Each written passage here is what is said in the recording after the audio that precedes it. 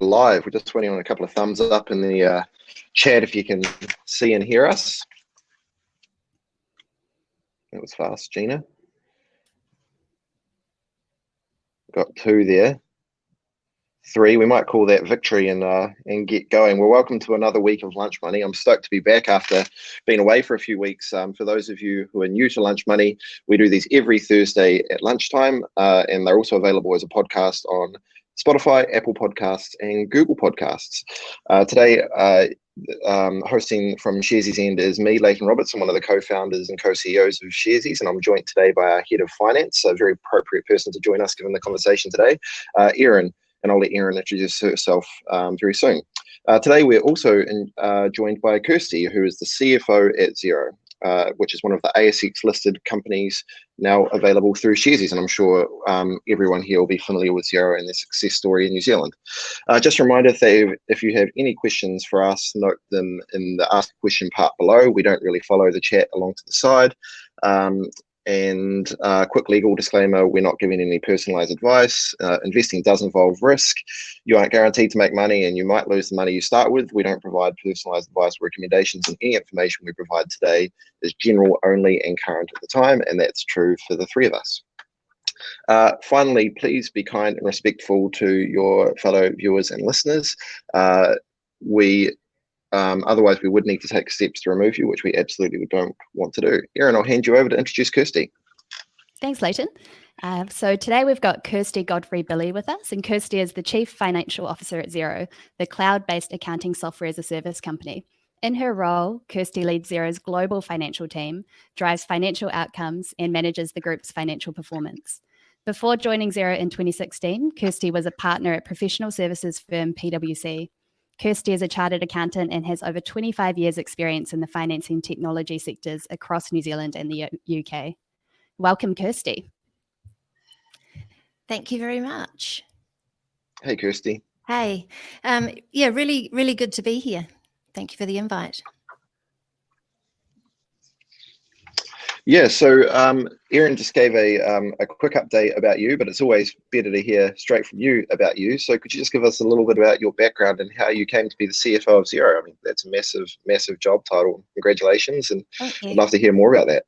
Awesome, thanks. So I grew up in a tiny little place called Diamond Harbour, which is just over the harbour from Littleton down on Banks Peninsula, and actually started doing accounting for my dad, who had a trust, manually in a cash book at about the age of 7. And so from then I decided that I was going to be an accountant, and I was okay with maths at school, and so ended up going to university studying accounting, and then after a bit of a stint overseas, came back and really got into working in professional services as a chartered accountant, working towards my chartered accounting, and progressed through that, and then ended up doing what many of us do, and did my big OE over in the UK, where I moved from professional services into working for technology businesses. So I worked for BBC Technology and Siemens over in London. And so when I then came back to New Zealand, continued on that journey and did a stint at Pay Global and Jade.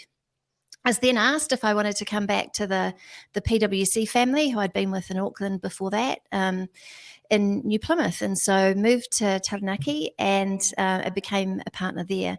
And with my technology background, it meant that I was able, as PwC were really working through their strategy around cloud accounting, was able to lead the regional for New Zealand offices of their cloud strategy, and so obviously was working pretty closely with Xero at that time. And then in 2016, Rod Drury, the founder of Xero, asked if I was interested in moving to Xero as the Chief Accounting Officer. And I just really felt that Xero was just a perfect fit for me, because it's both everything about accounting and about the profession that I'm really passionate about, but also brings in my technology background too. And here I am today.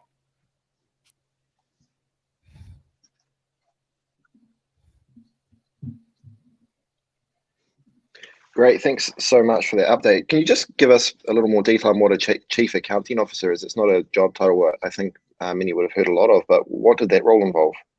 So when I first joined, we had Rod, who was driving the business, as founder and as CEO. We also had Sankar, who was our CFO, who did a lot of the work internally that perhaps were more sort of business operational pieces of being a CEO, that Rod really, wanted Sankar to be able to support him in doing that. And Rod was able to continue with his passion of product development and innovation and really driving the Xero story externally. And so therefore, to support Sankar, he needed almost like an internal CFO. And so that was where I first started within Xero, running the finance team.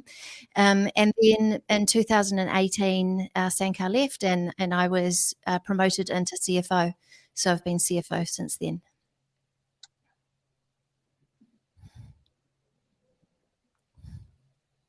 Great, thank you. I'm struggling to just get a little bit of crackle with the old technology. I'm in Sydney at the moment, so it's got a little way to travel. So I might hand over to you, Erin, to ask the next questions, because I'm guessing you're getting a slightly cleaner feed through. Yeah, sure thing. So maybe we'll just head into a little bit more about Xero. So for the listeners who might not be familiar with Xero, can you tell us a bit about the company and what it offers to its subscribers? Yes, so it is a very proud New Zealand-based company. Was started in 2006 and listed in 2007. Now, Xero provides small businesses with cloud-based accounting, a cloud-based accounting platform, and that then allows us to be able, our purpose is to be able to make the lives better of small businesses, their advisors, and communities around the world. We have about over 1,000 ecosystem partners to really allow small businesses to be able to bring almost a solution which is like an ERP system effectively to a small business. And then also we have connections to about 300 different financial institutions. So that means that we're able to get financial data, bank data into Xero to allow you to be able to do, bank reconciliations and have your data in real time to be able to run your business in conjunction with your accounting and bookkeeper advisor. Nice. We use Xero here at Sharesies, so we're big fans and big believers in the product as well. So Xero used to be listed on both the NZX and the ASX, but in 2018 it delisted in New Zealand. Now Xero is just listed on the ASX. Why did Xero do that, and how has it impacted the business? So we are, and I just mentioned it before, we are an incredibly proud New Zealand business. Like I've just walked up the road from our head office in Wellington into the Sharesies office in Wellington, and there's about 800 people sitting back at head office. So we are very much still a New Zealand company.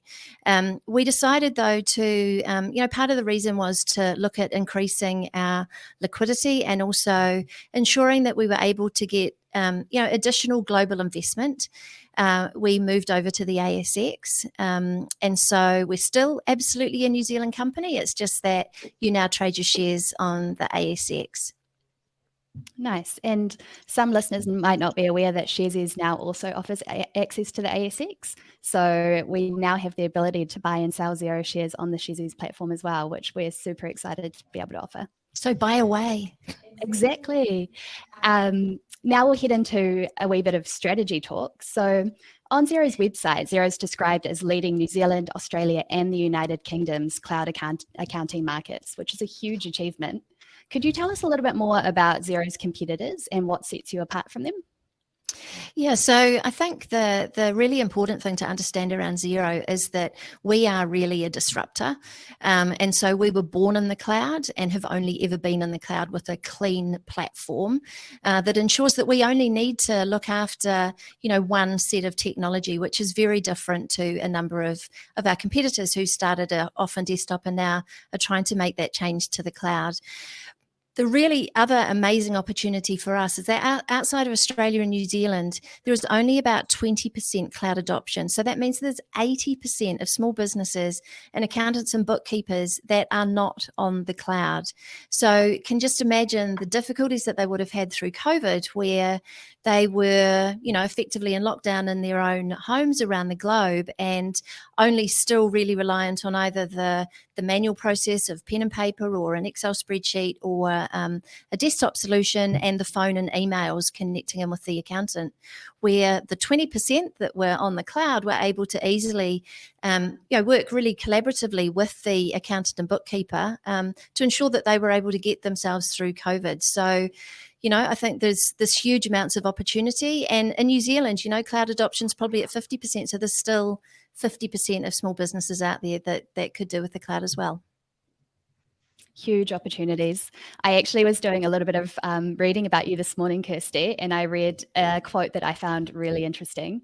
You described managing really fast growth across Xero as a continuous balancing act because there's so much opportunity everywhere. And that's a thing that I think we feel at Sharesies as well sometimes too. I was wondering if you could tell us a little bit more about what the biggest risks and opportunities for Xero are at the moment, and especially diving into that cloud computing industry a little bit more. So there is massive amounts of opportunity. As I said, there's only 20% cloud adoption outside of Australia and New Zealand. And there's also real pushes. So there's pushes towards cloud accounting, as we've seen with COVID. There's also governments are really trying to digitize the small business as well. And so you see that across, for example, in Australia with single touch payroll, you see in the UK with making tax digital. Governments are really trying to ensure that they have that connection with the small businesses as well. And so that certainly creates an opportunity for us. And then the third part is really looking at financial services and the opportunities that that's creating. We had open banking happening in the UK to ensure that small businesses and everyone were able to really easily access their data. And so, we've got financial services, we've got governments, and also the environment, really, making sure that people understand the benefit of being able to run their business or their accounting and bookkeeper practice on the cloud. So interesting. Also, a couple of weeks ago, you released your FY21 full year financial results. And in those results, you referred to FY21 as being a year of two halves. Can you give us a little bit more colour on what that means and what last year was like at Xero?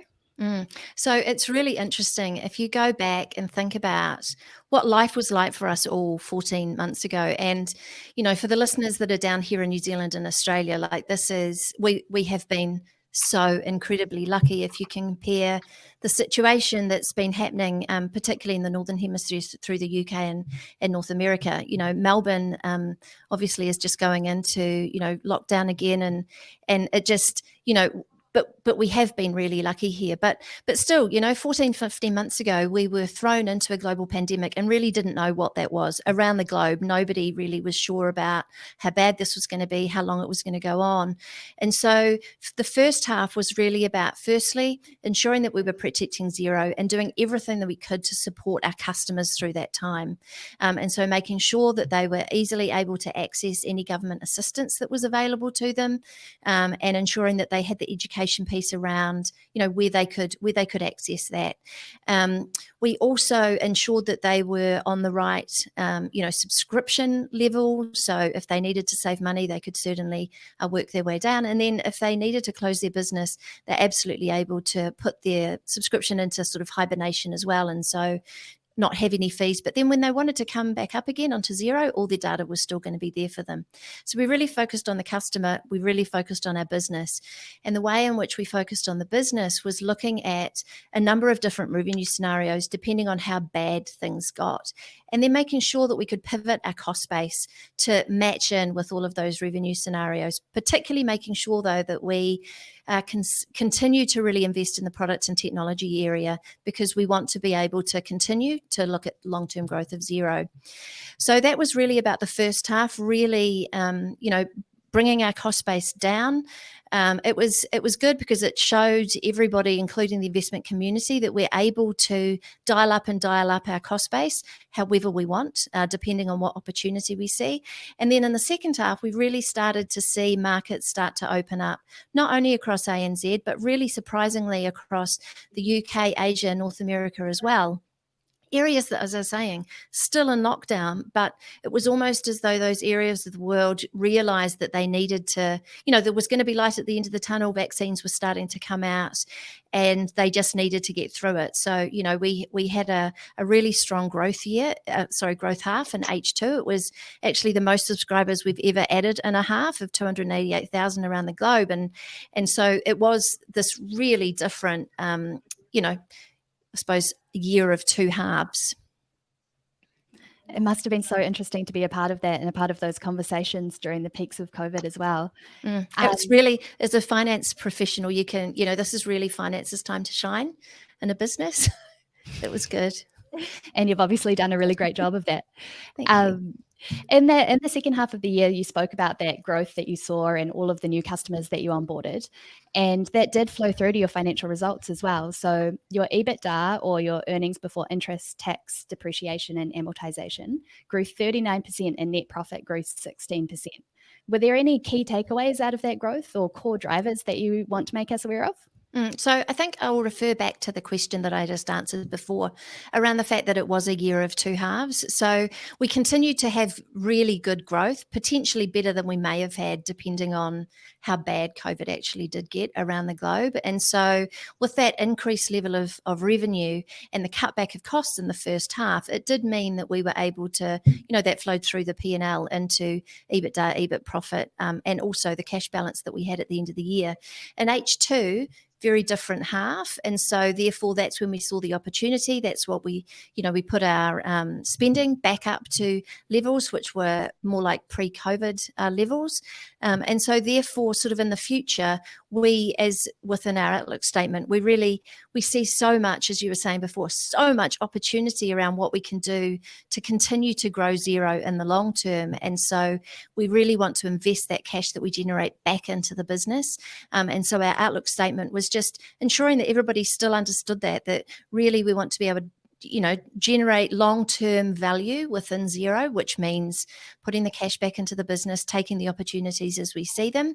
And then also for the first time, we gave a bit more specific guidance around where our expense base would be. And that was to really just ensure that people understood that H2 last year was very similar to pre-pandemic. And that's sort of back to where we're going back to business as usual.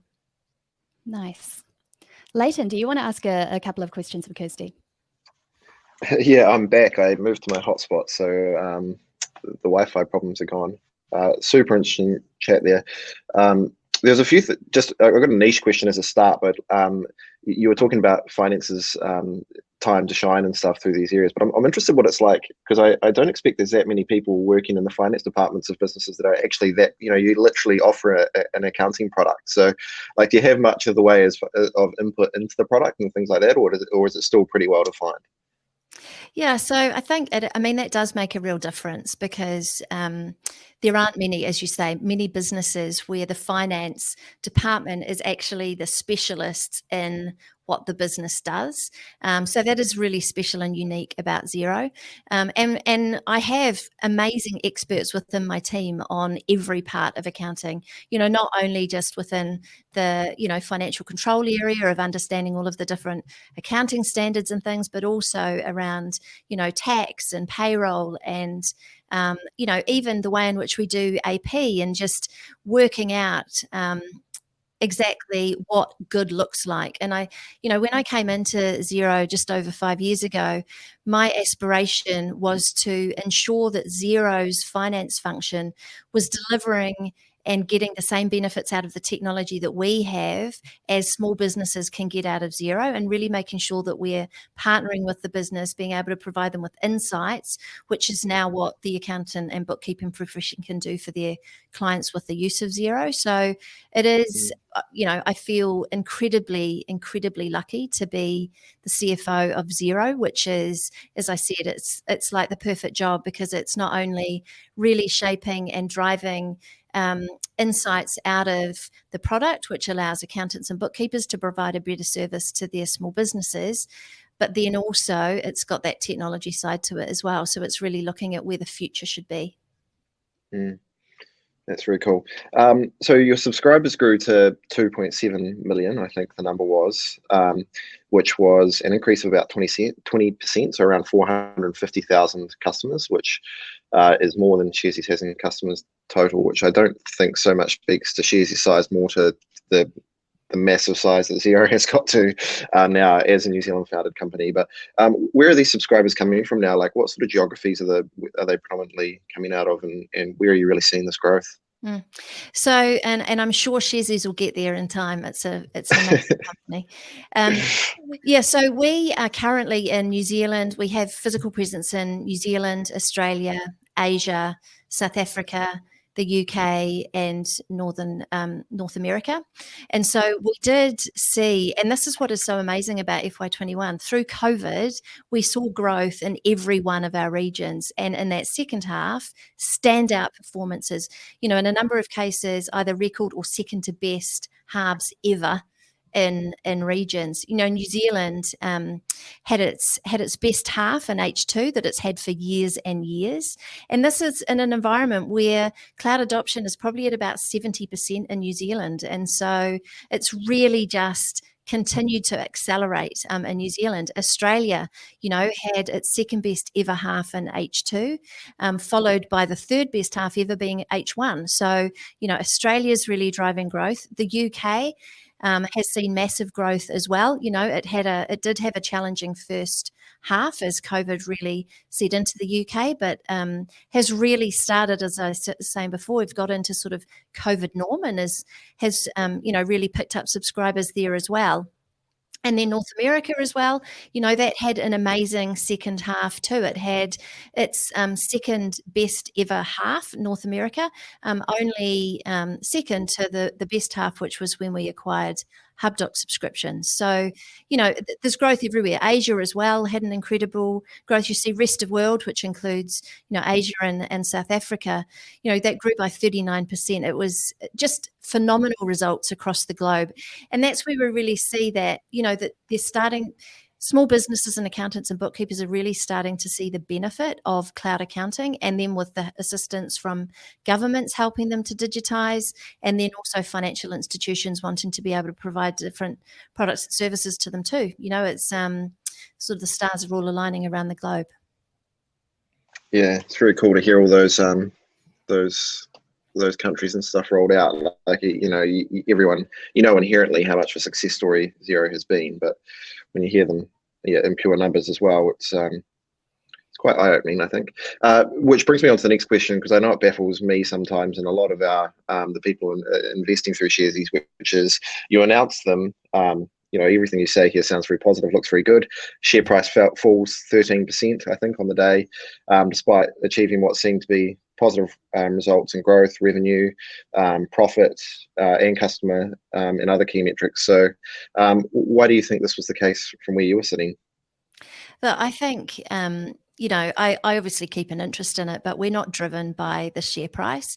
We're really, really focused on long-term growth. And so, whatever it was about the day, it happened. But Xero is very much, as I've said, focused on the huge amounts of opportunity that we see in the long term for it, and reinvesting to make sure that we do maximize those opportunities for us in the future.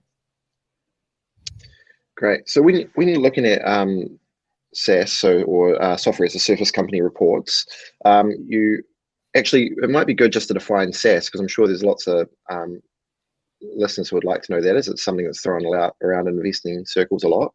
So could you just start by saying what a SaaS company is and what defines it? Yeah, software as a service. And so therefore you can go in, you get a monthly subscription. We only have, you're not signing up for a big contract.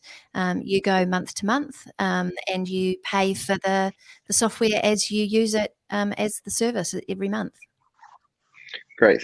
Thank you. So one of the key metrics that you often report on, and we see through a lot of SaaS companies, is the total subscriber lifetime value. What are some of the other metrics that you think that investors should be looking at when they're reviewing these companies? So I think, as an accountant, the metric that everyone is trying to drive towards is actually in the financial statements, and that's revenue growth, right? But and then also cash. So those are two really important metrics for us that you should look at in any business that you invest in. But specifically with SaaS businesses, you've mentioned lifetime value. That's really important. I think that's in total. So lifetime value is looking at every subscriber that we've got and the amount of time that they are on average likely to be with us, and therefore how much they will pay us in that time that they are with us, and then you multiply that by the number of subscribers, and that's how you get your lifetime value. Now, a really interesting stat is looking at each of the individual subscriptions. So you look at the lifetime value per subscription, so you don't do that second part, which is multiplying it by the 2.7 million. And so, we have a lifetime value per subscriber of under $3,000, but that's effectively, even though on average small businesses only pay us $30 a month, on average we get in general just about just under $3,000. Now, another SaaS metric to look at is, and I talk around a lot with investors, is LTV to CAC. So the CAC are the sales and marketing costs, the cost of acquisition, and so therefore if you look at how much you spend to get the subscription versus how much value that subscription is going to give you across the time that on average they will be with us. And so the LTV to CAC metric for us, we always work around the sort of the 5 to 6. It was at 6.4, which means effectively for every $1 we spend of CAC, we get $6.4 back in the lifetime value. So that's a really important metric to have a look at, because it shows how efficiently, even though maybe your revenue isn't that high at the moment, but it shows that you get the lifetime value of that subscriber, and making sure that you're not over investing in gaining those subscriptions at the beginning. The other important metric, or two metrics, I suppose, one is, and I had quite a few conversations about this too at the end of the year, is looking at the monthly recurring revenue, or annualized monthly recurring revenue. And so that well, Leighton's down the dark. So this office I've got, sorry, it turns the lights off on you if you don't move enough. So clearly I'm not moving my arms around. I tell you, I really need to sort this out for next time. I'm so sorry, Kirsty. We do that in Xero as well, and it's a really good thing for environmental impact, because it turns the power off when you're not using it, even if you lose the light. So we do that too at Xero. So annualized monthly recurring revenue, and that looks at the amount so even if a subscriber joins us within a couple of days of the year end, it would have practically no revenue within that year, but the next year it will have those monthly recurring revenues. And so that's also a really good metric to look at. And then the other one is churn, and that is just basically the opposite of retention. How many subscribers are you losing, and what is the value of that business that you are losing? So those would be what I would get people to have a look at. Nice. That's a very thorough explanation. Thank you. Final question from me, and then Erin, I'll see if you've got any more. But going forward into the new financial year, what's the plan for Xero? What's the strategy, and how do you plan to deliver on that? So continue to grow. We've got some real momentum coming out of FY21, and so we want to continue with that momentum through FY22, and just really continue to drive the adoption of cloud accounting around the globe, really drive the attach of our platform and all the amazing ecosystem partners that we've got, and then also ensuring that we're looking longer term and making sure that we're always continuing to drive insights for our small businesses and accountants and bookkeepers through data insights and the use of AI and machine learning, things like that. Great. Cool. Erin, have you got any questions before we move into the ones from the people listening? Yeah, just one kind of selfish question from me. As an accountant myself, I'm really keen to hear more about what it's like to be a CFO at Xero. It'd be really good if you could tell us kind of what a day in the life looks like for you, and what you do day to day in your role. Excellent. Well, more and more of my time through COVID has been doing exactly this, staring into a computer screen, talking to people. But I am incredibly lucky at Xero because I have an amazing team behind me. And so I have real experts in all of the different areas of finance, risk, and also workplace experience. And so that they make my job a lot easier than it could be. And so a lot of my role is ensuring that they're prioritizing and working on the right thing. And then also working within the Xero leadership team and with Steve, the CEO, to drive the performance of Xero, and really make sure that we are increasing our value in a really sustainable way. Nice. Thank you for that. Great. We've got, it's been a super interesting discussion, and as a result, we've got a lot of questions, but we'll just hum through a few, because I noticed that we, using Erin's words, we're selfish with some of our own questions there, but it's been really great explanation. So we'll try to keep this we call this the speed round, Kirsty, so if you can try answer them in 30 seconds, but challenging sometimes, but see what you can do. So the first one is, what do you believe are the biggest challenges for Xero over the next few years? Yeah, I think, well, if we think literally now, I think everybody, the biggest risk for any technology company is around cybersecurity, and we have a real focus on that. But then from an opportunity perspective, I think we just have so many opportunities, not only within the markets that we're in currently, but looking at future markets and different products and services that we can extend our platform from in the future. Great, thank you. This one here is in relation, going back to the fact that it's now listed on the ASX. So do you think New Zealanders should focus on investing in New Zealand companies on global markets, or the NZX as well, if you have a view on that? Yeah, look, I think, Xero is absolutely still a New Zealand company, and I think that's what you've got to think about. We have huge number of employees in New Zealand, not only in Wellington, but also we've got another office up in Auckland. We've also got an office in Napier, and then remote workers around New Zealand. And so, I think you effectively, the exchange that they're on, it doesn't really make any real difference. It's the business that you're investing in, and so it's really looking through to ensure that you completely understand and believe in the business that you're investing in. Great, thanks. The next one is, Xero has created its market share globally. Do you have any insight into what the product roadmap is over the 3 years, and what business and functional benefits you're trying to bring to the end clients? So we always continue to provide increased amounts of value to our customer base. We put through a huge number of just even things that you might not even be aware of has changed within Xero, every day. And so we will absolutely continue to do that. We also will continue to ensure, as I said, that we're not only looking to see what we can do to continue to increase our cloud accounting solution, but also our adjacent product set. So at the moment, we've got payroll, we've got expenses, we've got projects, we've got plan day. So looking at what we can do to extend those out, but then also within our financial services offerings as well, like making sure that we can extend out what we're doing with those. Great, thank you. That answers the next one as well, I think, which is great job. There's one here, which is, what is Xero's status in the UK and India? Okay, so the status in the UK, if you mean how is the business going in the UK, would that be the status? I think it might be talking to the presence there, yeah, the presence that you've got in the UK and India. So so absolutely, we have we do have a presence in the UK. We have a huge number of our subscribers in the UK as well, and so we are in Milton Keynes, in Manchester, and in London, and then also we have pretty much everybody is working from home at the moment, so they're spread everywhere. And so we really see the UK as a good launchpad into, that there's a lot of support down to the South African business as well.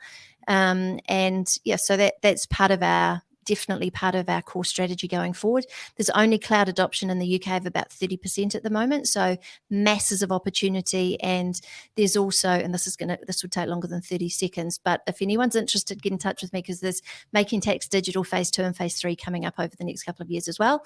As far as India, we have no physical presence in India at the moment, but we do have customers in over 180 countries, so no doubt we have subscribers there. Wow. Will Xero start looking at disrupting accounting on a large company scale?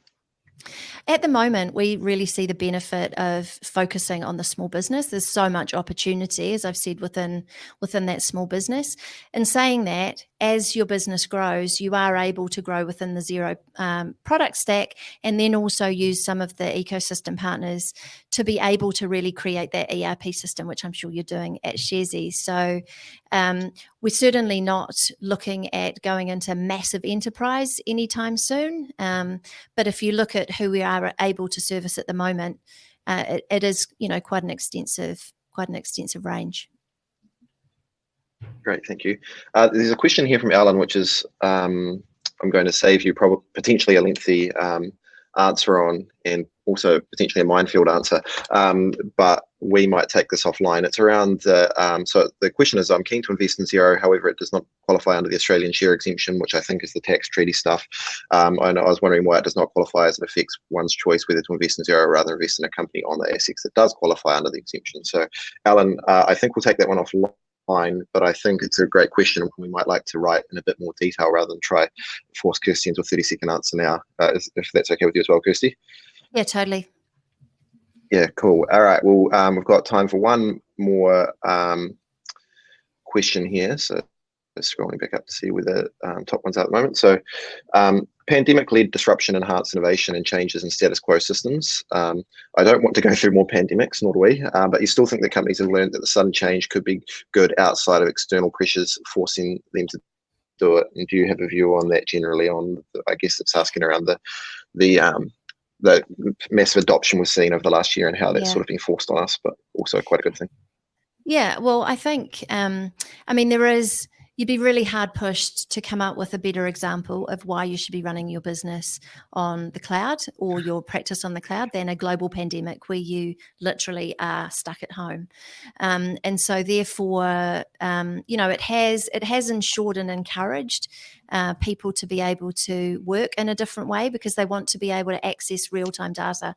I mean, if you've been struggling through COVID, you want to know how your business is going all the time. And with Xero, you can do that because it's real-time information.